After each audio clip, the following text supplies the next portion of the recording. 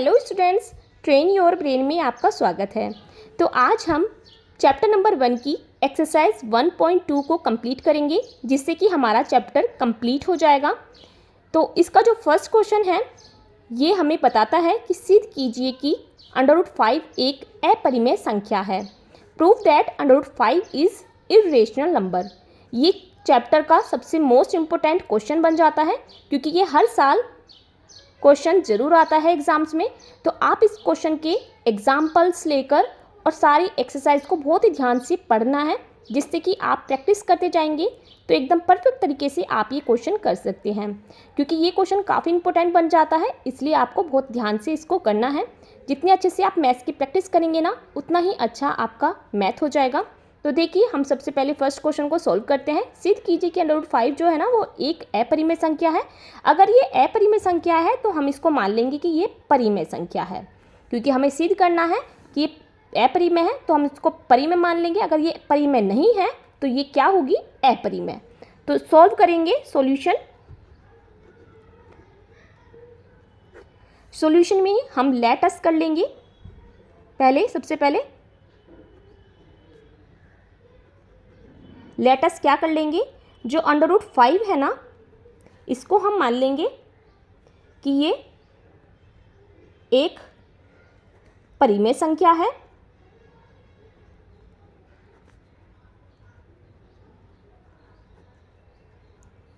√5 is a rational number.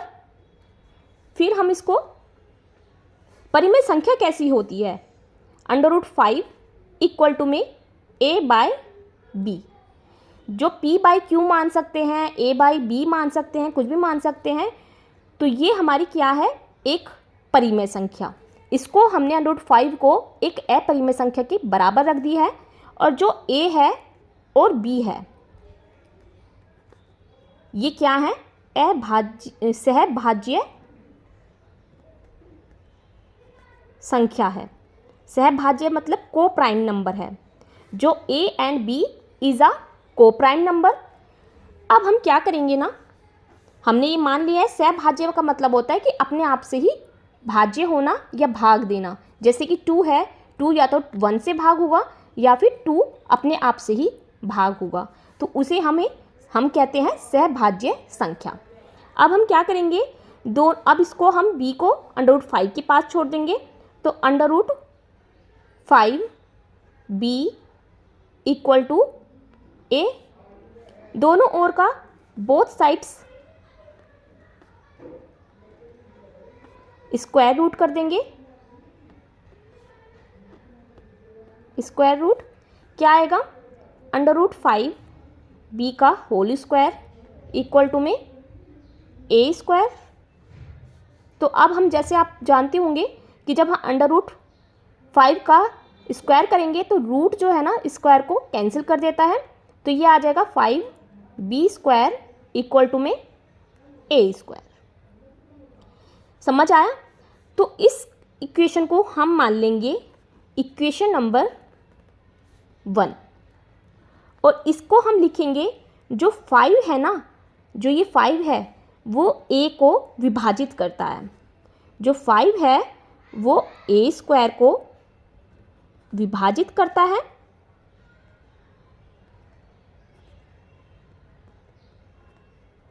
तो 5 जो है ना वो a को भी विभाजित करेगा, a को भी विभाजित करेगा। Got it? अब हम क्या करेंगे, जो a है, हमारा a है, ये वाला a², इस सिंगल a को हम क्या मान लेंगे? 5c। ये हमने फिर से लेट अस कर लिया है, मान लिया है। तो जो ये c है ना, ये c कोई धनात्मक या पॉजिटिव फैक्टर है, कोई धनात्मक गुणांक है।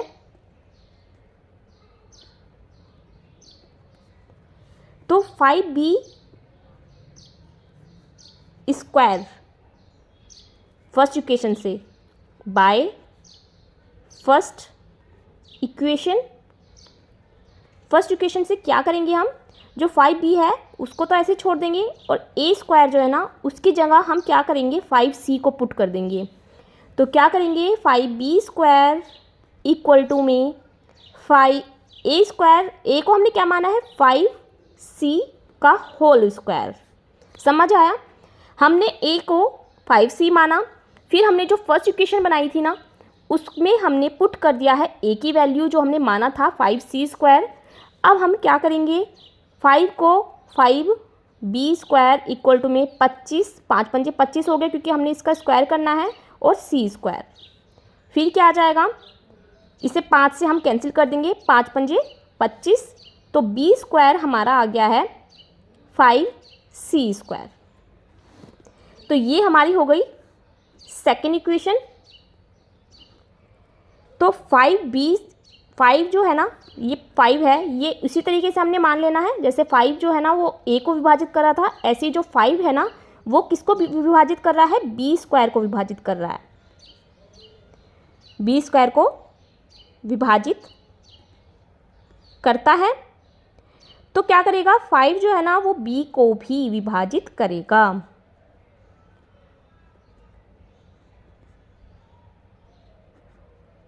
ये हमें मान लेना है, ठीक है। अब क्या कहेगा, जो समीकरण फर्स्ट है और जो सेकंड है, समीकरण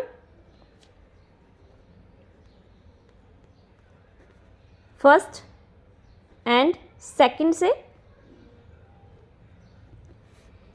जो 5 है ना वो किस किस को विभाजित कर रहा है, जो 5 है हमारा, ये 5 है, ये 5 हमारा a को भी विभाजित कर रहा है और 5 ही हमारा b को भी विभाजित कर रहा है। मतलब कि 5 जो है ना 5a और b दोनों को विभाजित कर रहा है, दोनों को विभाजित कर रहा है।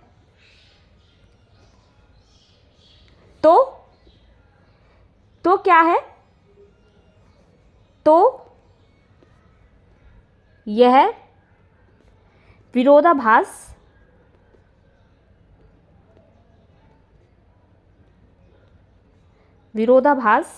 हमारी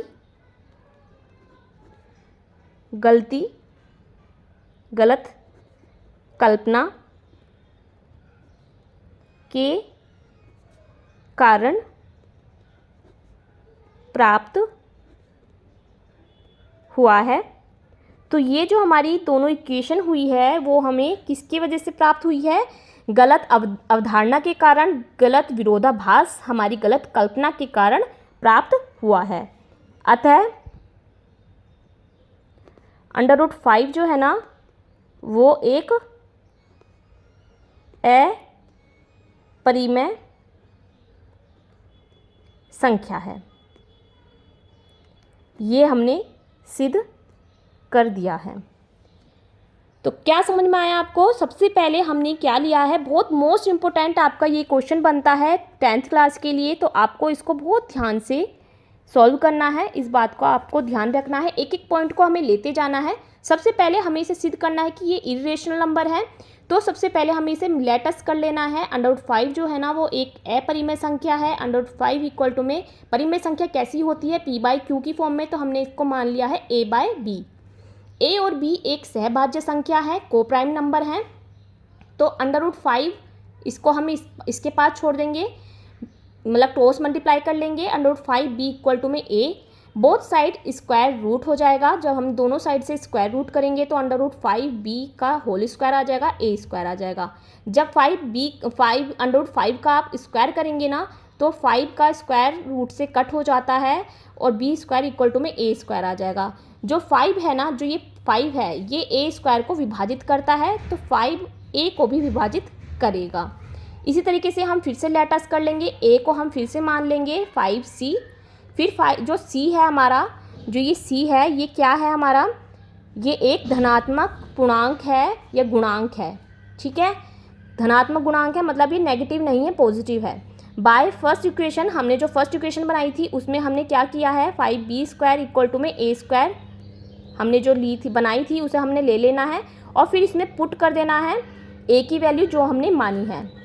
ए की वैल्यू क्या मानी है हमने, 5b² इक्वल टू में ए स्क्वायर की जगह हम क्या रख देंगे, 5c का होल स्क्वायर। ठीक है, होल स्क्वायर आ जाएगा तो यहाँ पे 5b² इक्वल टू में 25 हो जाएगा और c का स्क्वायर हो जाएगा, क्योंकि 5 पंजे 25, 5 का भी स्क्वायर होगा तो 25 आ जाएगा। b² इक्वल टू में 5 से काट देगा तो 5c² आ जाएगा। तो क्या आया हमारा, 5b² को विभाजित करता है। इसी तरीके से जैसे हमने पहले माना था कि 5 जो है वो स्क्वायर को विभाजित करता है, इसी तरीके से जो 5 है ना वो b² को भी विभाजित करता है। तो 5b को विभाजित करेगा, तो इसी कारण हमने क्या मान लिया है, समीकरण 1 या इक्वेशन 1/1 और 2 से 5 जो है वो a और b दोनों को विभाजित कर रहा है। तो यह हमारा विरोधाभास अब हमारी गलत कल्पना के कारण प्राप्त हुआ है। अतः √5 जो है ना वो एक अपरिमेय संख्या है। ये हमने क्या कर दिया है, hence proved.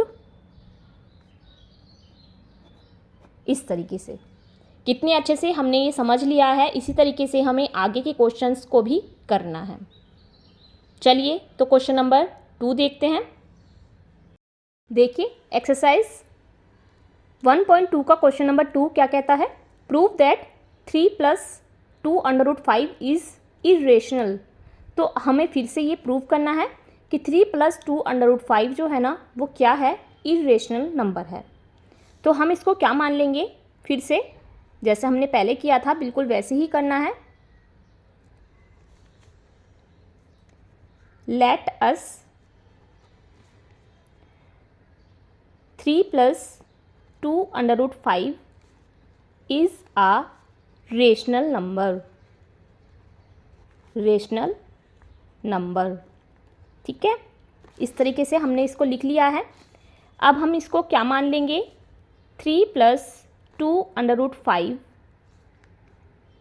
Equal to a/b, जहाँ की a and b is a coprime number. आप हिंदी और इंग्लिश में दोनों में समझ सकते हैं। a और b हमारा क्या है, सहभाज्य संख्या है। ठीक है, हमने ये पहले भी पढ़ा है कि प्राइम नंबर कैसा होता है, p/q की फॉर्म में। तो इसी तरीके से हमने a/b की फॉर्म में इसको लिख लिया है। अब हम तो देखिए आगे क्वेश्चन सॉल्व करते हैं। तो क्वेश्चन को क्या मान लेंगे, 2 √5 जो है ना वो हम यहीं छोड़ देंगे और जो ये 3 है इसको इधर ले आएंगे। a/b -3, तो इसको हम √5 को 2 √5 को हम ऐसे ही रख देंगे। उसके बाद हम b का एलसीएम ले लेंगे, b इधर 1 मान लेंगे। तो b का जब एलसीएम लेंगे तो a -3b आ जाएगा इस तरीके से। तो √5 जो है वो क्या आ जाएगा, a -3b, और जो ये 2 है ये मैंने मल्टीप्लाई में था तो ये b के पास डिवाइड में चला जाएगा इस तरीके से। तो जो a और b है वो क्या है, पूर्णांक है। क्या है, पूर्णांक है। तो a -3b अपॉन में 2b यह परिमेय होगी।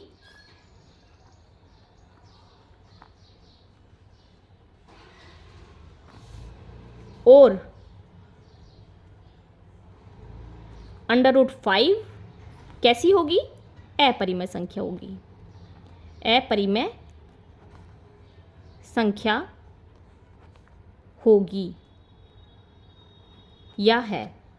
क्यों, क्योंकि जो ये फॉर्म बनी है ये p/q की फॉर्म में बनी है। p/q की फॉर्म में बनी है मतलब कि ये परिमेय संख्या के रूप में है। और जो हमारा ये √5 अकेला रह गया है ये हमारा क्या है, एक अपरिमेय संख्या है। ठीक है, तो यह हमारी एक वही लाइन लिखनी है, यह विरोधाभास क्योंकि ये हमारी एक कल्पना है। विरोधाभास हमारी गलत कल्पना के कारण प्राप्त हुआ है, अतः 3+2√5 अपरिमेय संख्या है। समझ आया आपको? अगर कोई भी क्वेरी हो, कोई क्वेश्चन समझ में ना आया हो तो आप मेरे से दोबारा पूछ सकते हैं। मैं आपकी हर एक क्वेश्चन का आंसर ज़रूर दूंगी। तो देखिए, इस तरीके से हमने ये क्वेश्चन को सॉल्व कर लिया है। आपको मेरे ये क्वेश्चन समझाने का तरीका कैसा लगता है आप मुझे कमेंट में ज़रूर बताइएगा, जिससे कि मैं और भी अच्छे से आपको एक्सप्लेन कर पाऊँगी कि क्वेश्चन नंबर 3 में क्या कहा गया है। Prove that the following are irrational number, कि जो ये हमारे सारे 3 संख्याएं हैं ये सभी इर्रेशनल नंबर है, अपरिमेय संख्या है। तो अब हम उसी तरीके से क्वेश्चन को सॉल्व करेंगे जैसे कि हमने 2 क्वेश्चन पहले किए हैं। तो फर्स्ट क्वेश्चन हम ले लेते हैं 1/√2। 1/√2 ले लेंगे। तो ये हम मान लेंगे, माना लेट अस 1/√2 जो है वो क्या है, परिमेय संख्या है। क्या है? परिमेय संख्या है। फिर 1/√2 इक्वल में a/b मान लेंगे, क्योंकि ये रेशनल नंबर की फॉर्म होती है। और जो a है और b है ये क्या है? सहभाज्य संख्या है, सहभाज्य है। तो क्रॉस मल्टीप्लाई कर देंगे। क्रॉस मल्टीप्लाई के बाद क्या आएगा? b इक्वल टू में √2a ये आ जाएगा हमारे पास। अब हम क्या करेंगे, फिर से बोथ साइड्स स्क्वायर कर देंगे या स्क्वायर बोथ साइड्स कर देंगे। तो इसके बाद क्या आ जाएगा? b² इक्वल में √2a का होल स्क्वायर। फिर आ जाएगा b² इक्वल टू में 2a²। जो ये अंडर रूट है ये 2 से कट हो जाएगा और a² आ जाएगा इस तरीके से। अब जो हमारा ये b है ना, ये 2 से क्या हो जाता है? विभाजित हो जाएगा, ये विभाजित करता है। लिख देंगे हम 2, जो हमारी 2 है ये b² को विभाजित करता है, विभाजित करता है। ये हमारी इक्वेशन नंबर 1 बन गई है। और 2 जो है वो b को भी विभाजित करेगा। मतलब कि जब करता है तो करेगा ही। अब हम मान लेंगे फिर से, जो ये हमारा b है ना, इसको हम क्या मानेंगे? जैसे हमने पहले माना था 2c मान लेंगे इसको। जैसे ये संख्या आई है हमारी ये वाली, इसी अकॉर्डिंग हमें इसको मानना होता है। अगर इसके पास 3 है तो 3 मान लेंगे, 5 है तो 5 मान लेंगे, इसी अकॉर्डिंग हमें मानना होता है। माना b इक्वल टू में हमने 2c मान लिया है, और c जो है ना वो कोई पूर्णांक है। क्या है? पूर्णांक है। तो 2c का भी फिर से हम होल स्क्वायर कर देते हैं। मतलब कि b की वैल्यू हम कहाँ रख देंगे? इक्वेशन नंबर 1 में। Put b values equation number 1। b की वैल्यू हम पुट कर देंगे इक्वेशन नंबर 1 में। तो मैंने b की जगह क्या रख दिया है? 2c², 2c का होल स्क्वायर b की जगह इक्वेशन नंबर 1 में, इक्वल टू में 2a²। बिल्कुल एज इट इज़ हमें मेथड लेके चलना है। जैसे कि हमने फर्स्ट क्वेश्चन किया था वैसे ही दूसरा क्वेश्चन किया है, और उसी तरीके से हमें क्वेश्चन नंबर 3 के तीनों पार्ट करने हैं। तो देखिए इस तरीके से जब हम इसको करेंगे तो क्या आ जाएगा, 4c का स्क्वायर इक्वल टू में 2a स्क्वायर। फिर से हम इसे कट कर देंगे, 2 दूनी 4, तो आ जाएगा 2c स्क्वायर इक्वल टू में a स्क्वायर। तो ये हमारी बन गई इक्वेशन नंबर 2। तो देखिए इस तरीके से हमारा 2c स्क्वायर इक्वल टू में a स्क्वायर ये दूसरी इक्वेशन बन गई है। इसी से जैसे हमने पहले देखा था b स्क्वायर इक्वल टू में 2a स्क्वायर आया था, उसी तरीके से 2c स्क्वायर इक्वल टू में a स्क्वायर आ गया है। तो जो ये 2 है ना, ये a को क्या करेगा, विभाजित करेगा। 2 जो है ना वो a स्क्वायर को विभाजित करता है। तो 2 जो है वो a को भी विभाजित करेगा। तो इक्वेशन नंबर 1 और 2 से क्या सिद्ध होता है, इक्वेशन नंबर 1 एंड 2 क्या सिद्ध करते हैं कि a और b दोनों जो हैं, दोनों जो 2 है ना वो a और b, जो हमारा 2 है वो a और b दोनों को, या a और b दोनों को दो विभाजित करता है।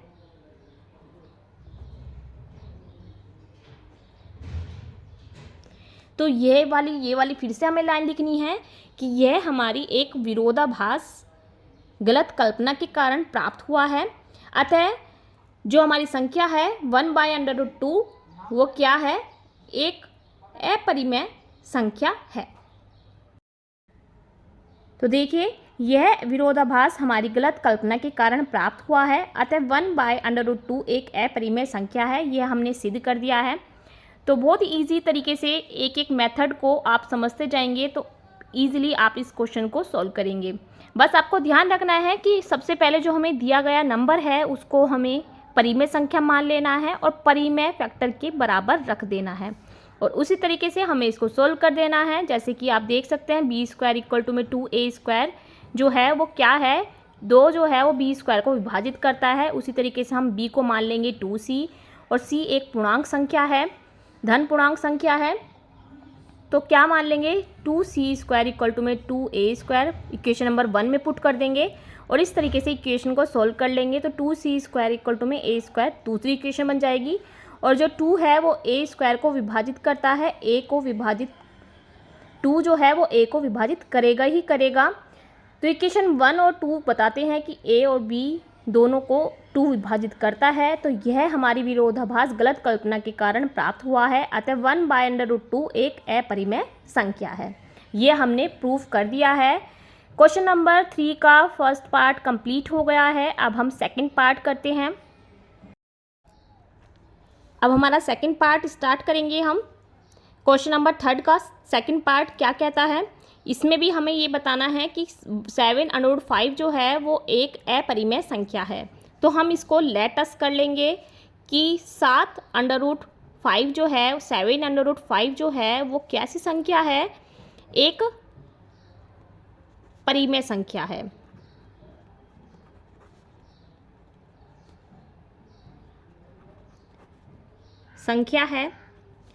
फिर 7√5 को हम मान लेंगे a/b की फॉर्म में, और जो a और b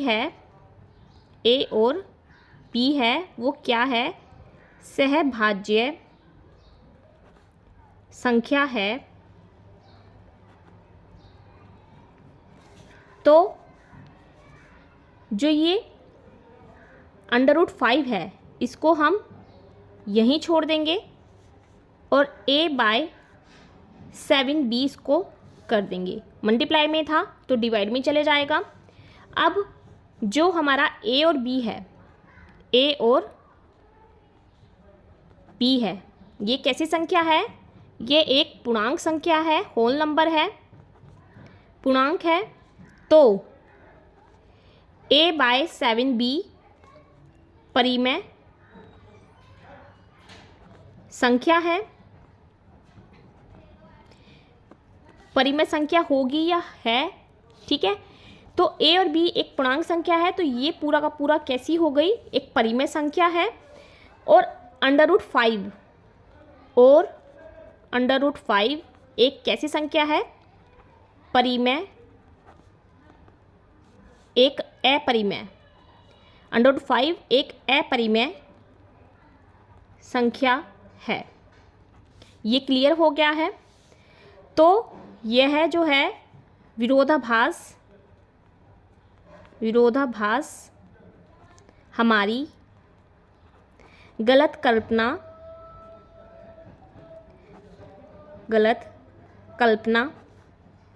के कारण प्राप्त हुआ है।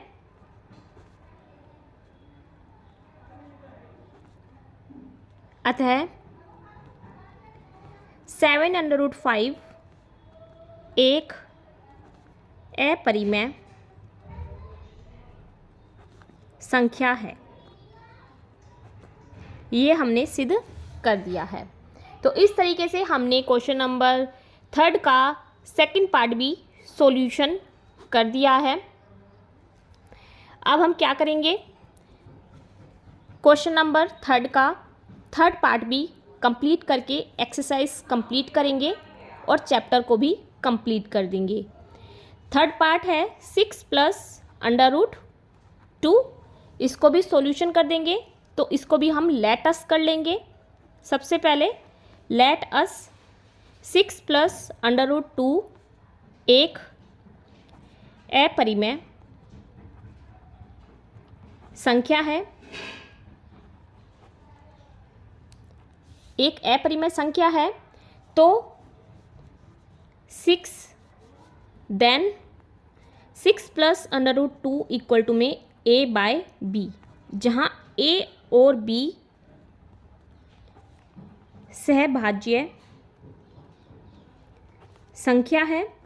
सहभाज्य आपको बार बार बताने की ज़रूरत नहीं है। सहभाज्य मैंने पहले ही बता दिया है कि जो संख्या अपने आप से ही भाज्य हो सके उसे हम सहभाज्य संख्या कहते हैं। जब आप इस क्वेश्चंस की प्रैक्टिस करेंगे तो आपको ये पॉइंट्स याद हो जाएंगे, याद रहेंगे कि हमें a और b क्या है, हमारे सहभाज्य संख्या है और a/b हमारी एक परिमेय संख्या है। अब हम क्या करेंगे? √2 इक्वल टू में a/b, जो ये √2 है इसको हमने यहीं छोड़ देना है और जो 6 है उसको हमें माइनस में इधर ले लेना है। तो इक्वेशन हमारी इस तरीके की बन जाएगी। √2 इक्वल टू में a/-6b/b, ये हमारी इक्वेशन बन गई है, या कुछ भी बोल सकते हैं। तो a और b क्या है? पूर्णांक है। तो a/-6b/b परिमेय होगी, परिमेय संख्या होगी,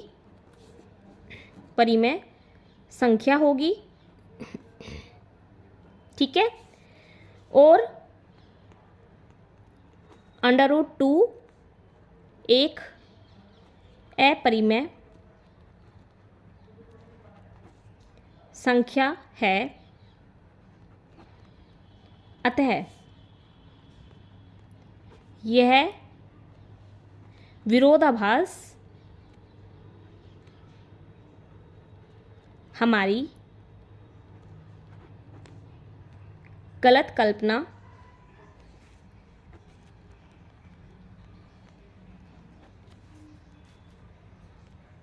के कारण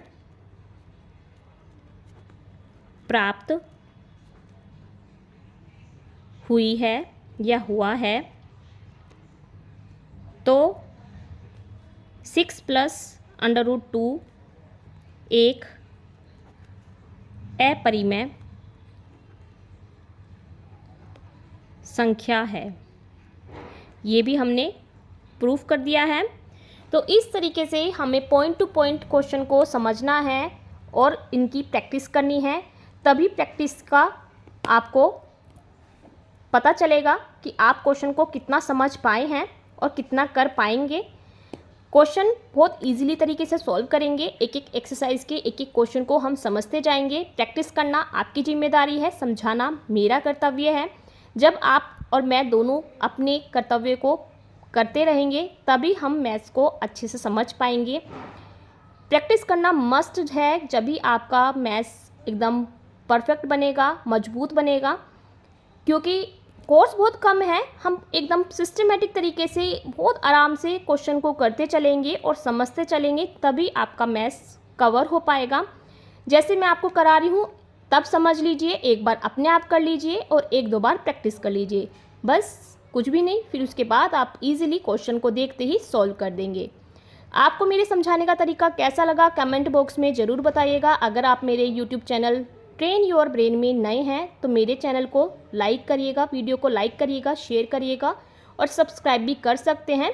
साइड में बेल आइकन दबा लीजिएगा, जिससे कि आपको मेरे नए वीडियोज़ का नोटिफिकेशन मिलता रहेगा और आप सारी एक्सरसाइज को कंप्लीट करते चलेंगे।